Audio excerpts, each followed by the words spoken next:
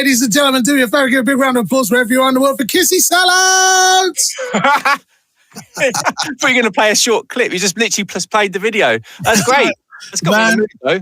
Listen. You know, the funniest thing about that intro is, it's a Prodigy, right? It's not really the Prodigy. I had to replay it. I replay it so I didn't get a copyright strike. So I can put that on. If I'm honest, yours sounds better. Oh, shut up. No, it's not. Welcome to the show, man. How you doing? Yeah, I'm all right. I'm good, actually. I think you've caught me in a good week, actually. I'm feeling slightly more chipper now.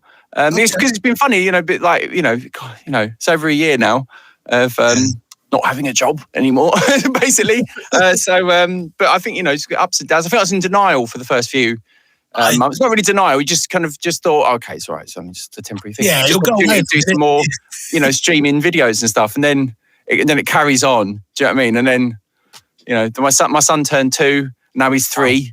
It's pretty mad. But there you go. Yeah, I've been quite chipper at the moment, to be honest with you. It's nice talking to you. Say that again? It's nice talking to you. Yeah, man. Well, Calvin said to me, I think I can get Kissy to come on to a show. I was like, you're joking. Really? Because my experience of you, we've never met before, by the way, so the listeners understand. Yeah. My first experience with you was in 2012 on the Pioneer stand at BPM at the NEC. Oh, right. Oh, one of those guys. Okay, yeah. Oh, my God. I used to quite one of those, didn't I? It was. Do you know what's funny about that is it's quite nerve. It's very nerve. I get nervous for these things anyway. But the crowd are just like they're right there, and people just stand completely silent and just look over you when you're doing stuff, and then you walk off, and it's probably just like because people get nervous around me in that situation, but no one says anything. So you walk away from the interview and you're like, I don't know. I thought it was pretty good. I made a pretty jamming mistake at the start, but apart from that, you know what I mean. But owning your mistakes and stuff, it's all the performance in it. So I stood and watched you for 20-25 minutes, and I said that my son was with me as well, and he was at the time was a budding disc jockey, and hopefully now he's got a job lined up as an engineer or something like that, so he actually earn money. Yeah, he works for Apple now, so he's all right. Oh, really? Yeah, he does. Yeah. So I was like, right, okay.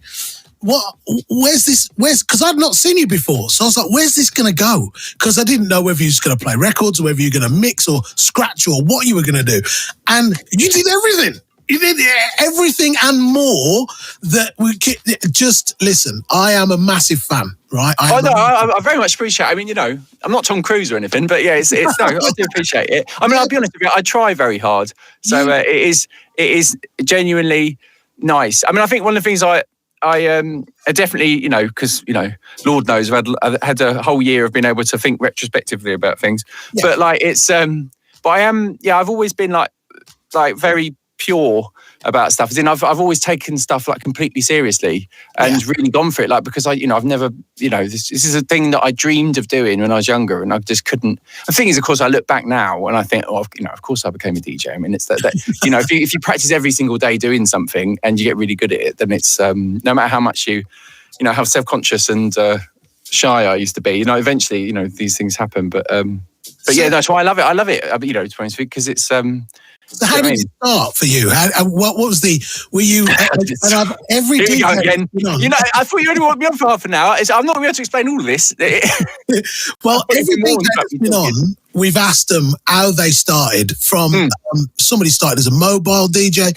I did, Pat Sharp did, but then some people just go straight into clubs and that. How was it for you? What was the jump off point for you?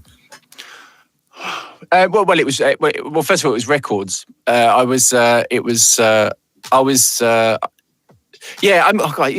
difficult to whittle this down into a short little summary. But I mean, I guess the crazy thing about it was that when I was about 20, I was still 21, and basically my life just changed in 2 weeks. And it was because I had been, just practically making tunes and DJing in my bedroom by myself. I had no friends that were interested in dance music at all, nothing. But I used to buy Miss Your Sound magazine, I used to buy Mix Mag magazine. I covered all my walls with pictures and stuff. And then I went off to art school, in London, hoping I'd make meet people that I had things in common with. And to my absolute, dismay, no one at art college was interested in music either. But I was very ambitious when I was younger. I really wanted to, like, it wasn't so much that I thought I was due for good things or anything. If anything, I was frightened that I that I wouldn't have it in me, and I just, I wouldn't be able to do anything with my life. But that exact feeling gave me the inspiration to try really, really hard. So I actually used some inheritance money. I got given I had to think it's about £500 or something off my grandma just before she died, and I used it and I printed some records, and I was already getting played on. Well, no, was that happening just yet? No, MySpace was the big thing that was starting to kick off. Yeah, and I just printed my own records, and then I. Which is, it's a miracle that even worked out. So I didn't know what I was doing, and I couldn't ask anyone. And it's funny that these days as well, you just you can just look it up, can't you? Yeah. Do you know what I mean? Absolutely, you didn't have Wikipedia back then, so it was but I mean, there's a lot of more in this story. But to cut a long story short, my life changed in 2 weeks. I mean, I basically became a famous DJ pretty quickly, but that's because that's better when you get paid for remixes, of course. Yeah, so the fact that I was trying so hard, and I'd made these demos and stuff, which I mean, it's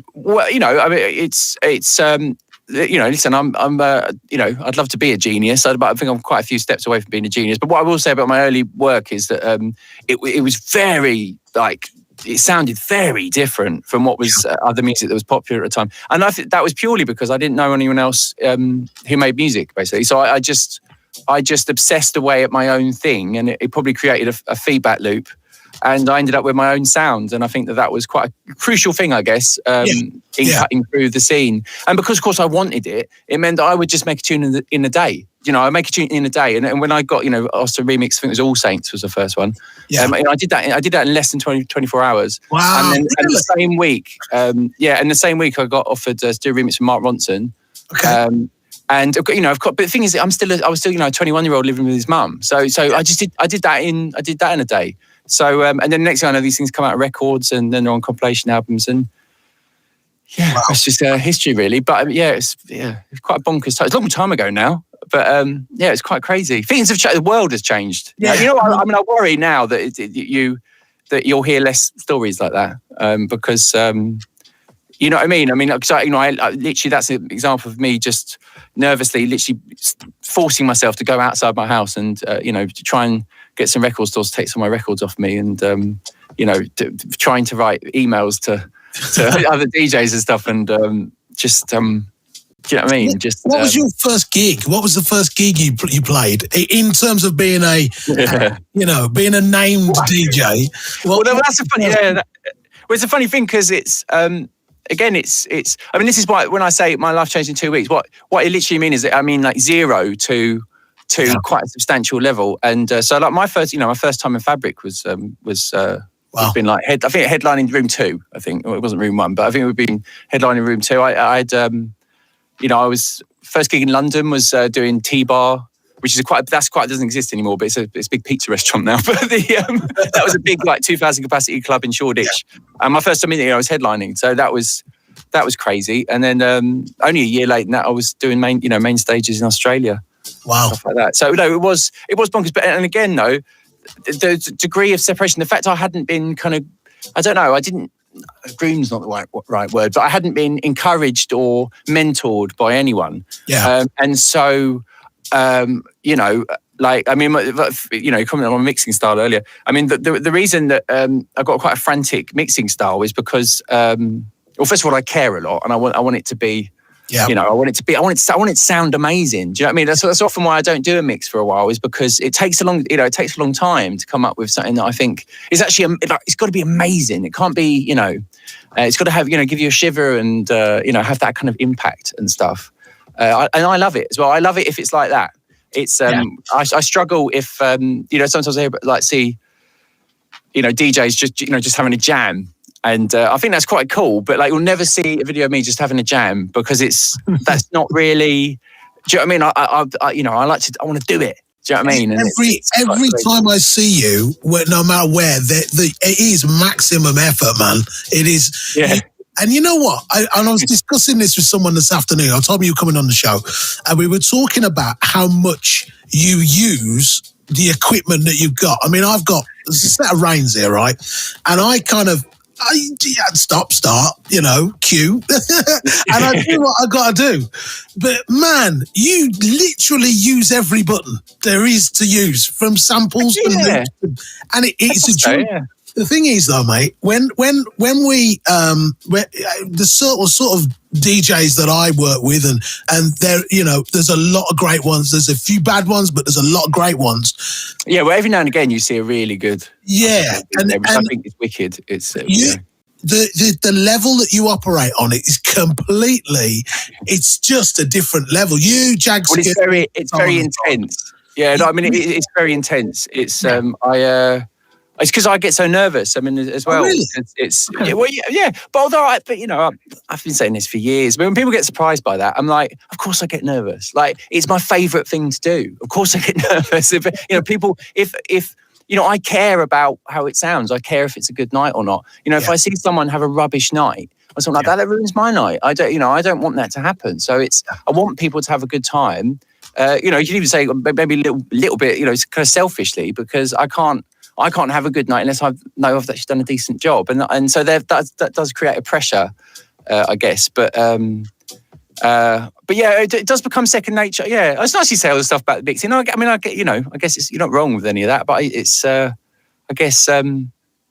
yeah, there's a lot of counting that I do. That's what a lot of things happen, and I think that like one of a big step in my like DJ style, I think, which was an important step was there was a lot of like I don't know, like almost like signature moves that I became known for doing, but which really were just originated from nervousness. They were just to do with nervousness. So like, for instance, I used to get so anxious before shows that I'd struggle to look up. I'd struggle to look up at the crowd, but I knew I had to, but I'd just really, really struggle. And I found this way where I could look just above people's heads and they'd think I was looking at them. I wasn't actually. And it's not a rudeness thing or anything, but it's because I was so shy.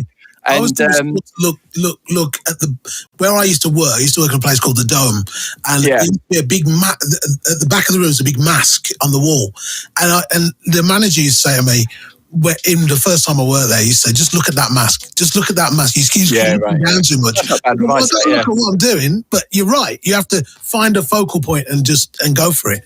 Yeah, but it kind of creates, and little tricks like that. Of course, I realised that if you constantly are looking slightly above people's heads, then even if you're a DJ in quite an empty club, people feel as if there's people behind them almost. Yeah. Do you know what I mean? And then you end up, so just a gesture with your eyes, you end up filling up the club for someone in the face sort of way. And all that nervous energy as well, I'd be so scared of making a mistake at the start of my sets that I would pace around all the time. Yeah. But then what would happen is that I would kind of look a bit like a boxer when I came out. And it wasn't intentional, but there was this nervous energy. And I think it used to people used to feed off it. And I think, it's cool. I mean, trust me, a fair few load of DJs didn't like that I used to do that because it used to make them nervous too. But it's a happy accident, but I guess. But, it's your thing, man. That's your thing. Yeah. No, I mean, not that it's, it's not the thing to do to get money anymore or anything like that. But, I've given it a good run. I'm really pleased, actually, especially when you've got like a year where, it's just been odd. The whole life's just been strange. We're all locked indoors. It's nice that I do still love it, I think. Yeah. Because it's been a long time now. Do you know what I mean? I'm 36 now.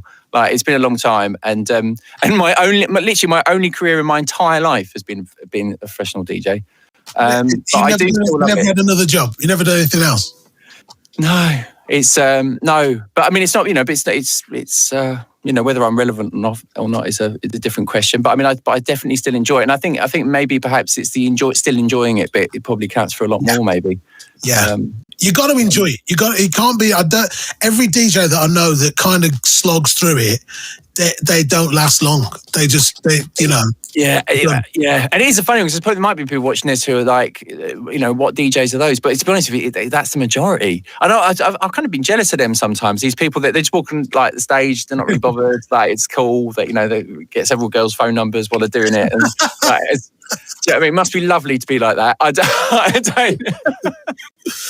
Okay, so here's my question. How did you go from, obviously you did the remixes and stuff, and And it was interesting going discogging your back catalogue is very interesting. There's some great stuff in there. But my question to you is, how did you go from that to getting on Radio 1? Tell me that. Oh God, these are right. Yeah, going back with these questions, isn't we? Well, I mean, it's gonna be an anticlimax. But but I just got talent spotted.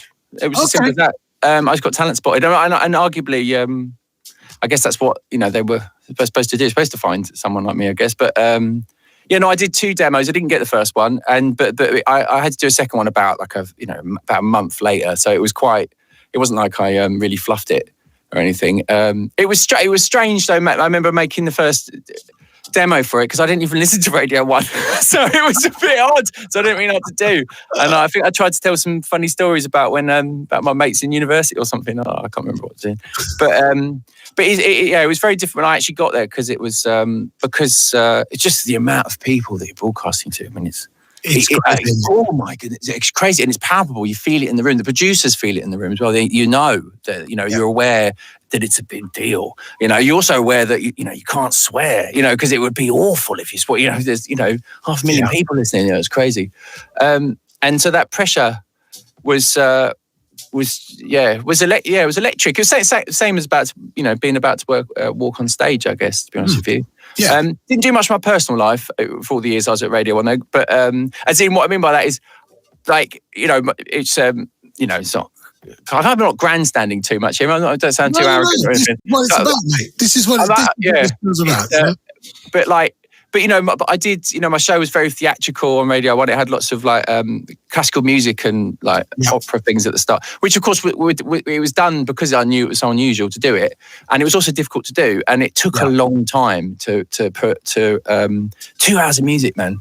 In fairness, I got sent a lot of tunes and I still do to this day, actually, which is quite funny. It's it's quite funny. I still get about 250 emails a day easily. Wow. And it's all music. It's all music. But if anything, it's a bit of a shame because it makes it genuinely difficult. I ended up buying most of my records still because it's, and then later on, I'll like someone's tune and then I'll kind of look up their name and then occasionally I check my own emails and realise that I was sent that tune a while ago. So it is a bit of a shame that I can't. But anyway, go back to Radio 1. It was it was great. I mean, the effort that it sounded like was really special. It is what it took to do that, and so it was. And we did a sound check, didn't we, before we did this video? Yeah. And I was going to say that it reminded me because I always wanted people when they listen to.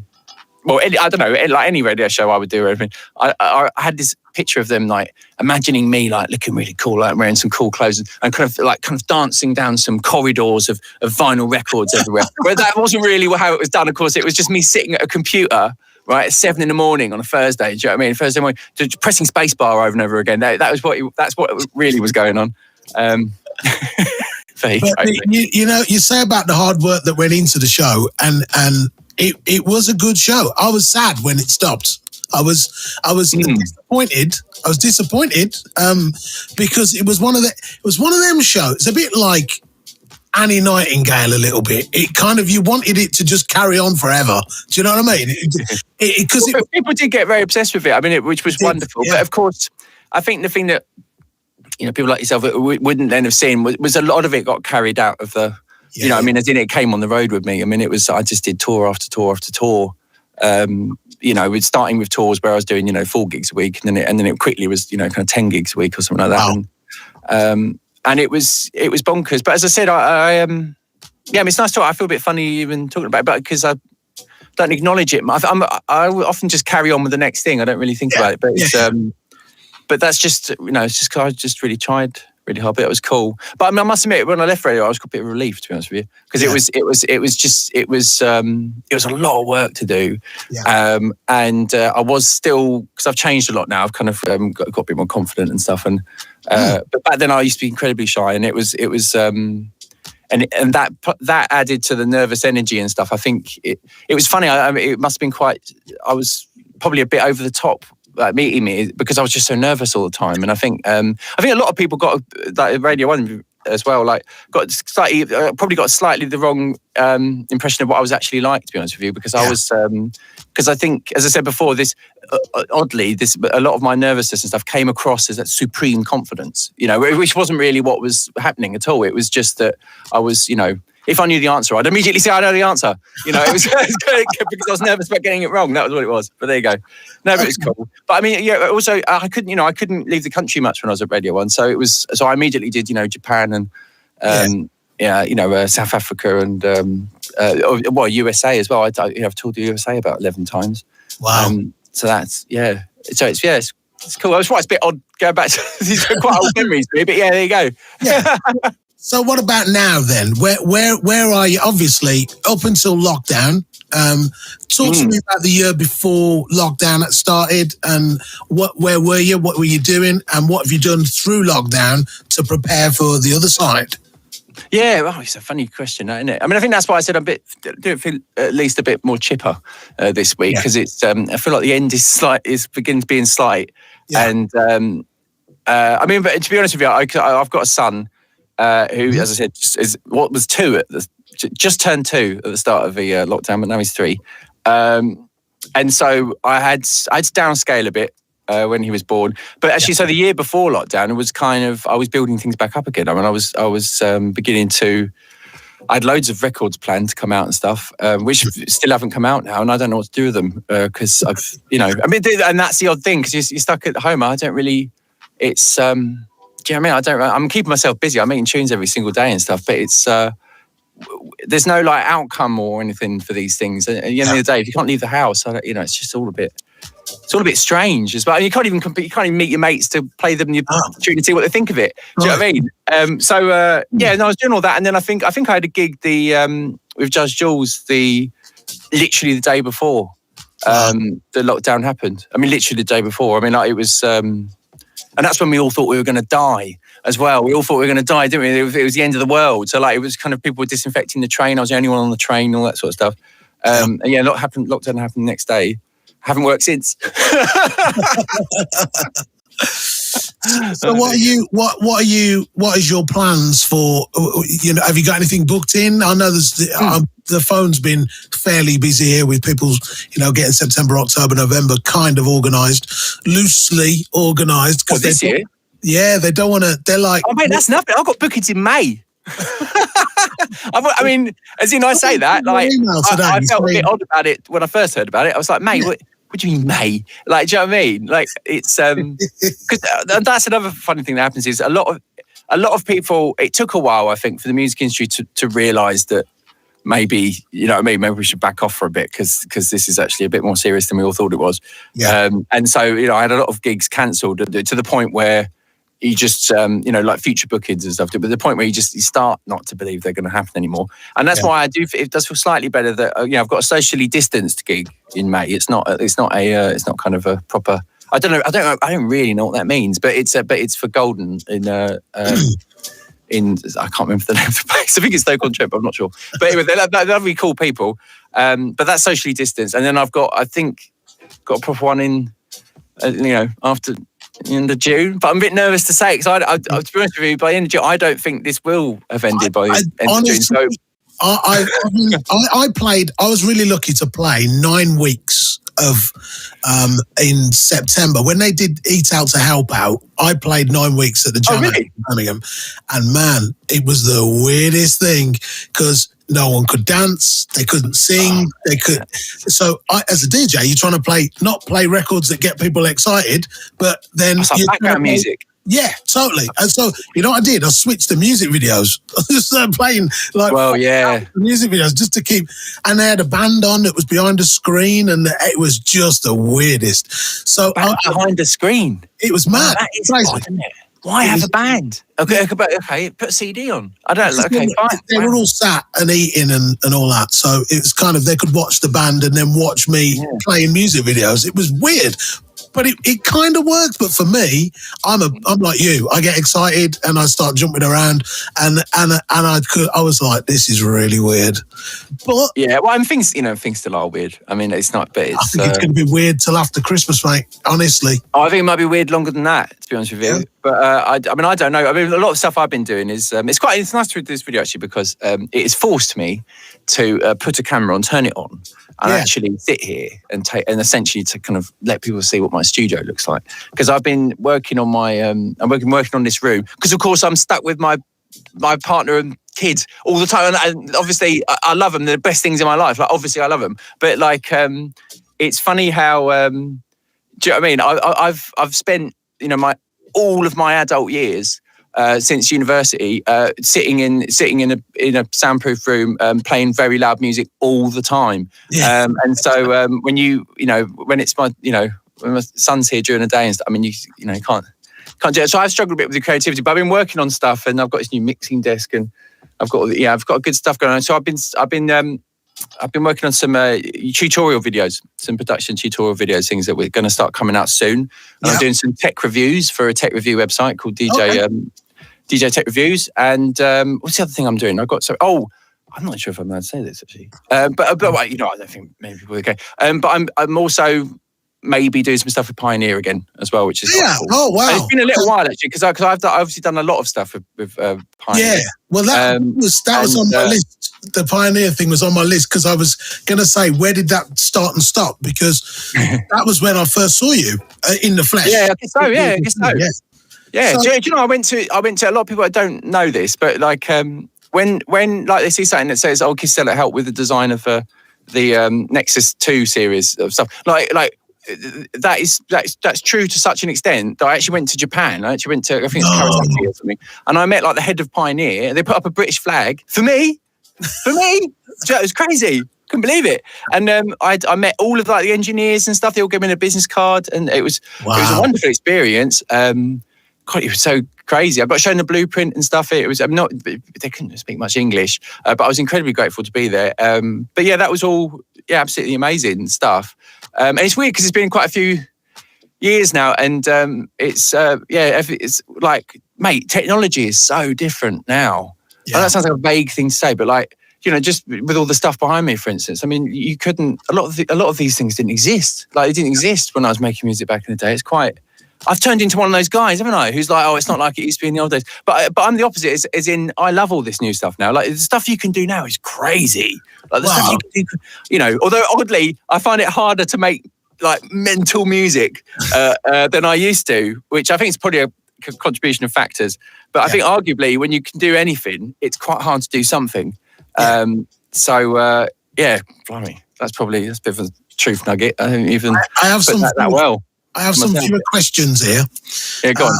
Really? Are these made up or are these real? No, seriously. And you know what? He sent them to me on the iPad because I didn't want to interrupt your flow by messing with the screen. So Mike James, who's is an old school DJ boy, and he wants to know what do you have on your rider when you do big gigs? What do you have on your rider? Is he asking that because he knows the answer? No, I don't think he does. But I think he's. Let me tell you a story. So make yourself comfortable. No, let's do a short version. No, there used to be like, Again, you know what? Though I prefaced a lot of things saying about my life and saying that you wouldn't believe the how many silly things that may have come across, perhaps in quite a confident way during my career, were actually due to just total naivety and a bit of nervousness and the rider relates to that because when I get signed up to a big DJ agency, didn't I? After I had this wicked Irish agent who took me on right at the start of my career, and then called Nuala, and she was fantastic. And then I got before I knew it, I was with Willie Morris and stuff. And they sat me down. They said, "Kissy, listen, we need to talk about your rider." I said, "What's a rider?" They go, "Well, it's you're not expected to buy your own drinks at a gig." And I was like, "Oh, really? Oh, okay, that's cool." And they're like, "Okay, so we need to know what drinks you want." And I said, "Well, what the options?" Said, "Listen, because we can't talk about this all day. What's your favourite drink? If you want that, they'll have it there." And I went, "What, my favourite drink?" And I was like, "Do you know what I mean?"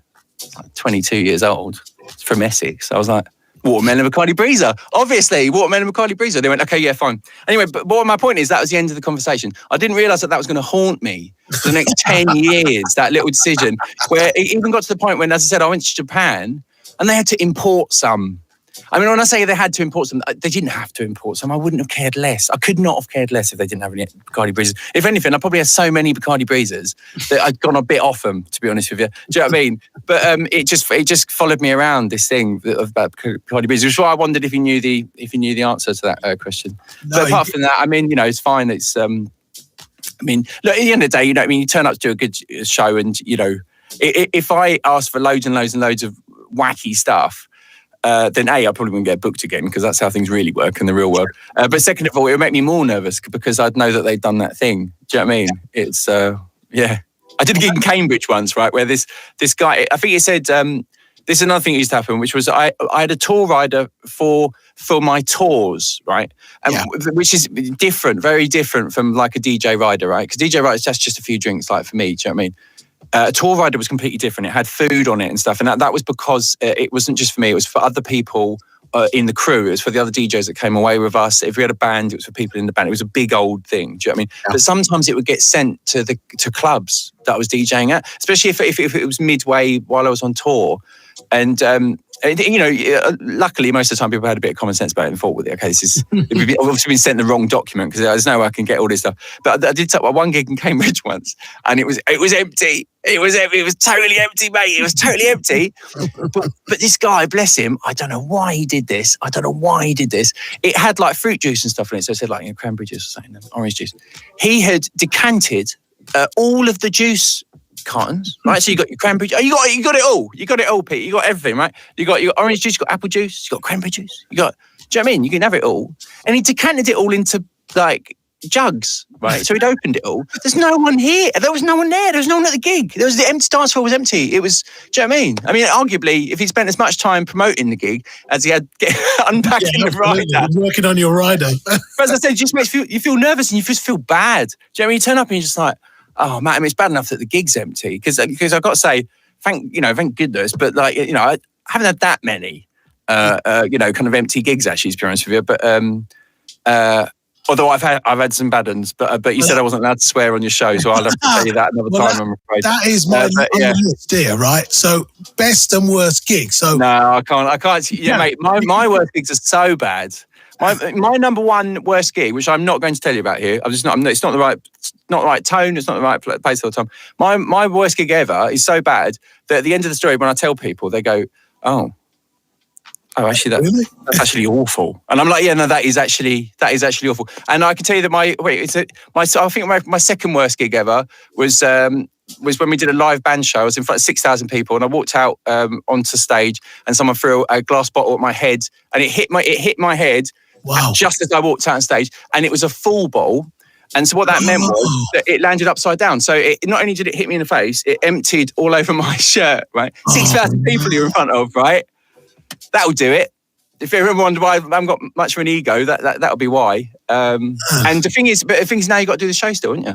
I mean, a lot of people wouldn't do the show if that happened, but I mean, I've never been that kind of person. But I mean, why do people in I remember the drummer actually asked if we wanted to finish early, that one, because she thought it was so bad. I was like, But that's not my, suffice to say, I've had much worse gigs than that. But they're good, it's good experiences, because you look back on these things, and, now I'm a dad and stuff, and I was so terrified about becoming dad. But actually, all the things that have happened to me, it was so accelerated, within the 10-year space.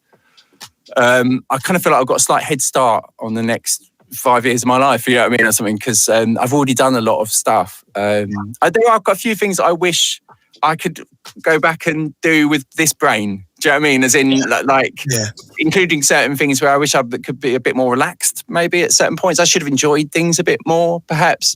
There are other times when I would have just gone, you know what, so feels bad now, but you'll never guess what's going to happen in a week. So it was, and I also, as I was saying, I actually fully understand how all this music stuff works now, which is great. Actually, it's a bit great for my kind of production confidence as well, which is why I was thinking of doing these tutorial videos.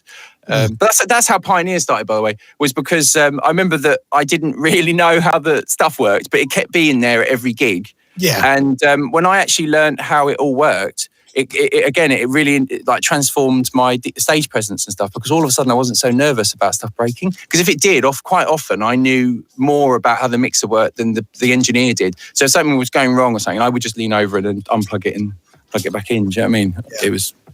The amazing thing is there's so many, shall we say, upper level DJs that don't know how to do that. They go, if it stops or it does, and they're looking at you as if you introduce them on or whatever, and they come on, they do it, and something goes wrong, you go, well, yeah, but I think everybody has a few. You need to have that happen a few times. I think that, there's a video. There's actually a video. It's very hard. I wouldn't recommend looking it up. It's not that great. There's better videos to watch. But there is a video that someone's posted of a gig in I think it's in Melbourne, when I was doing I think it's called Summer Field Days over there. And what's interesting about this little video is that they managed to, and this is just the way things go, but it just so happens that the video that gets posted up is when there was a power cut on the stage. Right.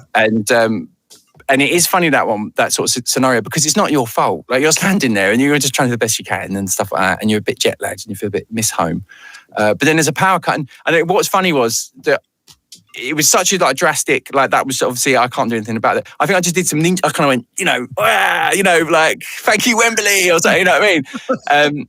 And after a few times that's kind of, I just learned to laugh. Well, and the thing is, as soon as this is the funny thing about DJing, it's big crowds. You do end up, kind of conducting an audience, or at least, kind of being an ensemble with the audience. And the thing is, as soon as the crowd sees that you're laughing, then it makes them laugh too, which is quite. That's why I often used to come out and do, somersaults or something after a gig, because I was quite happy about it. And then I realised people would relax a bit. Do you know what I mean? 'Cause you don't want everyone. That's what I said about the BPM thing. You don't want everyone really tense, being like, okay, yeah. Yeah, but because then I'm thinking, oh God, what am I going to do next? But the thing is, the difference in between playing to a crowd of crazed Japanese people or English people or German people, whatever. What you did on that day, you played to 500, 600, 700 DJs who were not only watching what you were doing, but they were analysing what you were playing, and in their minds, majority of them were pulling it apart and saying, should that go there and that go? But you could see their little brains, including mine, going little brains. They're righteous brains. They're great brains. Do you know what we will say about that? Well, I feel like we're spending a lot of time talking about that particular one. But I think what I will say, and this is actually what I would quite like to do, that's what I'm saying, I'm actually grateful to you, because I've had to actually set this up and check the mic is actually properly working, right? Sure. I tried this with my mum the other day, didn't work. I couldn't get the microphone working, we had to cancel the call. And by the time it was my son's bedtime and we couldn't even retry it. So he forced me to do this, because I do really want to, talk about some of the things I've been learning with this tech stuff over the last year, but also talk about some DJ stuff and things, because one of the things I've always thought surprised me a bit, I guess, almost, is that, you're right, people do tend to do that, things like BPM. They were kind of studiously looking at everything I was doing. But I did just get quite surprised how often it's like people were looking at the wrong thing. Like, if you really wanted to know the most complex thing about what I was actually doing, it wasn't what you thought it was at all. You know what I mean? As in, the easiest bit of DJing for me is the mixing. That's kind of the easiest bit. The hardest bit is, 40% of it is showmanship and it's the performance. But the other bit of it is that, I'm not just playing tunes. I mean, I've edited every single one of those tunes within their life. Do you know what I mean? Several times, auditioned them in my car. Do you know what I mean? Spun them out at different gigs and made a slight edit of it again. And therefore, one of the things I really like, and it's impossible to make a weekly radio show when I've got this habit of re-editing everything. But what it does do is it makes me learn the record. It makes me learn it. Yeah. And that's why I think I mentioned counting before, where I have, I can count things and I'll know when certain things are going to happen in a tune because of the way it feels, and it turns into a bit of a formula. And that there's a lot of stuff. I mean, I'm being a bit elusive here, but that's the actual complicated bit. I think that's honestly the really complicated bit. Yeah. Which is so it's kind of almost like sleight of hand, isn't it? But I'm talking about myself like I'm a magician. You know what I mean? I'm out of work has been DJ, ain't I? Do you want me to play that video again from the start? That's all right. So, okay. It's good, I thought.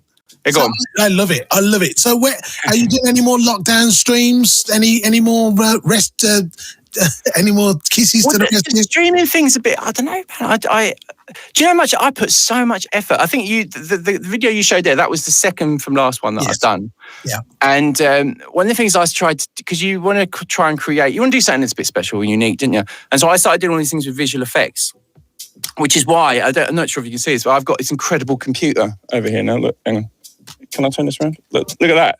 Oh, That's wow. a computer. It looks like a spaceship. Do you know what I mean? Crazy. I love that thing.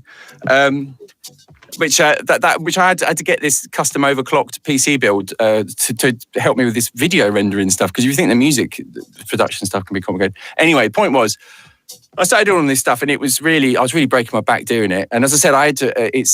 You do unfortunately have this thing now when, mate, like I hate. I'm such a positive, but I hate moaning. But it's never been harder to play music on the internet. It's so difficult. Like, do you know what I mean? Do you know what I mean? I had a copyright strike, which I had to contact the senior people at SoundCloud about and stuff. And it took 4 weeks to sort this out, by the way.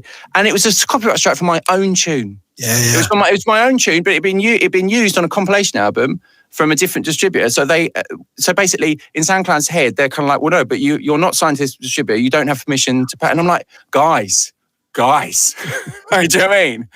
It's not like it's by me. It's not. It doesn't feature anyone else. It's not. It's got no samples in it. Nothing. Like, do you know what I mean? It was the most ridiculous thing ever. So I do have a situation sometimes with DJ videos where I have to replay things sometimes, if you can believe that, which is quite especially if it's something like the intro, because the thing is, you know that the intro is just bare.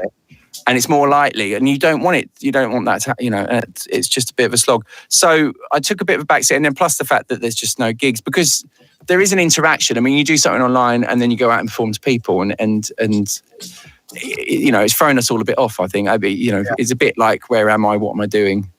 Which, as I said, I'm just starting to come out of now. I'm starting to come out of that "who am I? What am I doing?" thing. It's. Listen, I love being a dad. But I love being a dad more when I'm not just a dad. Do you know what I mean? It's interesting you should say about replaying stuff, because you mentioned at the beginning about that Prodigy track.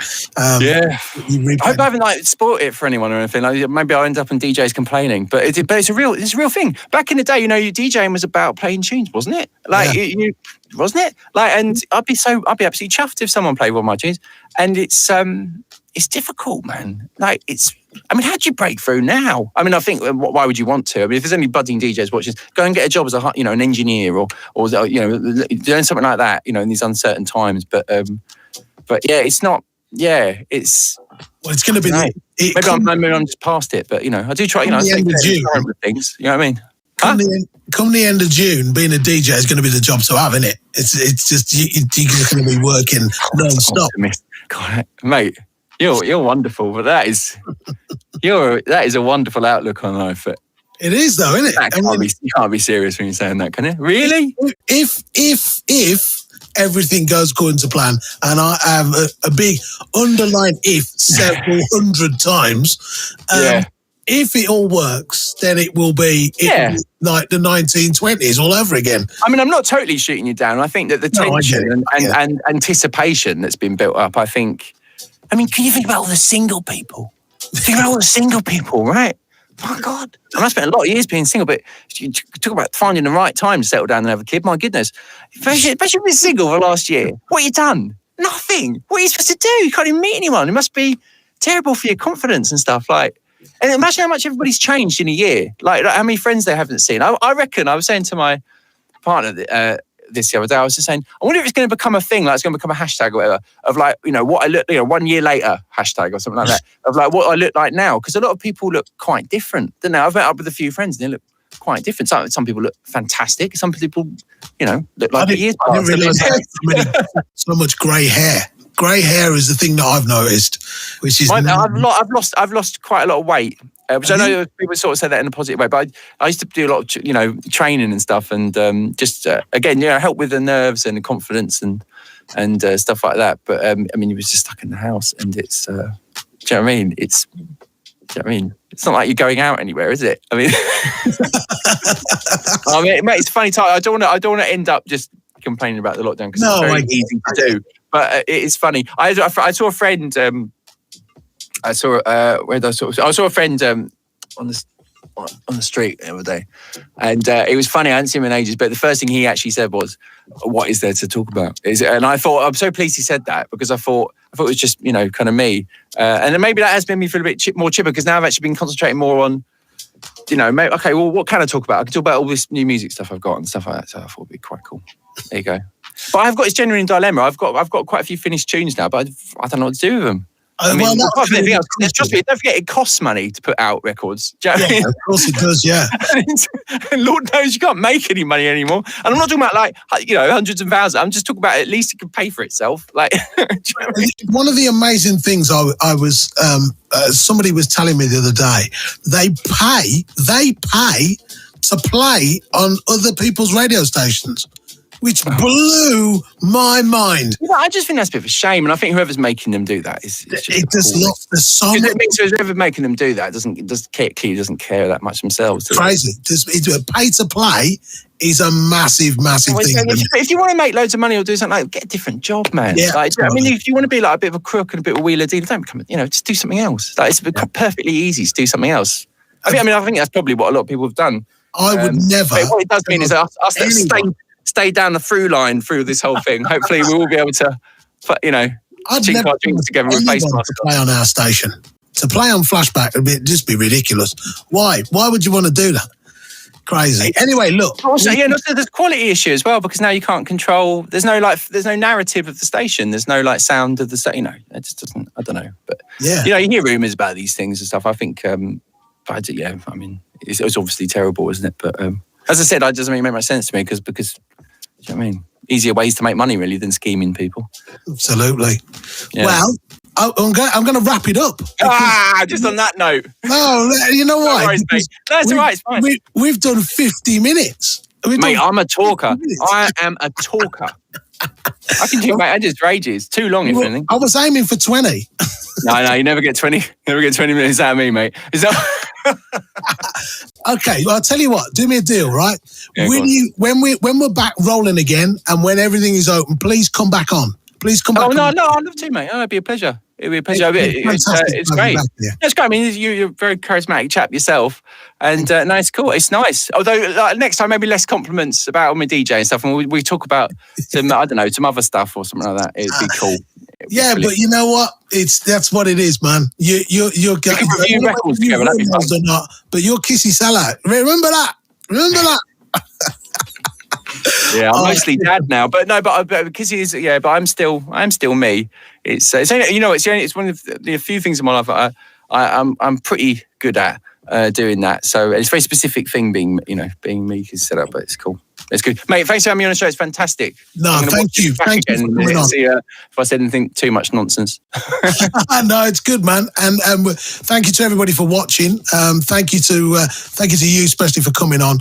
And we'll hopefully see you on the other side, and we'll get you back on, and we'll talk more about music, because there's stuff about your music I want to talk to you about. So do it, mate. Do it. I could talk forever about that stuff.